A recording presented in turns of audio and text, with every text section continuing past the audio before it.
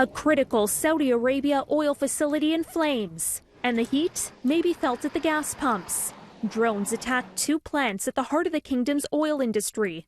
One, the largest oil processing facility in the world, setting off fires whose smoke could be seen from outer space. The fiery strikes knocked out up to half of the country's oil production. 5.7 million barrels of oil a day. That's roughly 5% of global supply. The targeted oil facilities are operated by state-owned oil giant Aramco. Most Saudi oil exported from the Gulf is processed there. It was not immediately clear when the plant will be fully operational again or how badly the facilities were damaged. But shutting them down could drive up oil prices globally if Saudis can't turn production back on quickly. And that could mean higher gasoline prices here at home.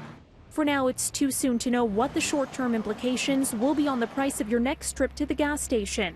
Gas price analyst Dan McTagg said on Twitter, confirmation of the extent of the damage and the estimated time production will resume matters. He added in another tweet, luckily we are in lower oil demand season, plus the shift to winter gas starts this week, so what could be a 10-cent a liter hike may be only 5 to 6. Saudi Arabia is the second largest source of foreign oil for Canada, after the U.S. There was no immediate impact on global oil prices as markets were closed for the weekend. Meantime, the Trump administration is pointing the finger directly at Iran, leaving the Gulf region once again on edge. Tehran is behind nearly 100 attacks on Saudi Arabia, while Iran's president and foreign minister pretend to engage in diplomacy, tweeted Secretary of State Mike Pompeo. Yemen's Houthi rebels have claimed responsibility for the strikes. They're backed by Iran, Saudi Arabia's regional rival. But Pompeo isn't buying it, tweeting, "There is no evidence the attacks came from Yemen."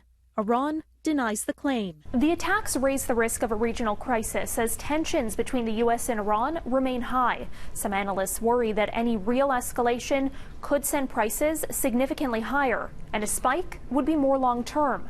Global Affairs Canada says it is concerned by the drone attacks, adding in a statement to CityNews, "There is a real risk of escalation if these kinds of attacks by Houthi rebels continue, and if Iran keeps supplying weapons to the Houthis. We urge all parties to redouble their efforts to resume negotiations to bring a peaceful end to the conflict."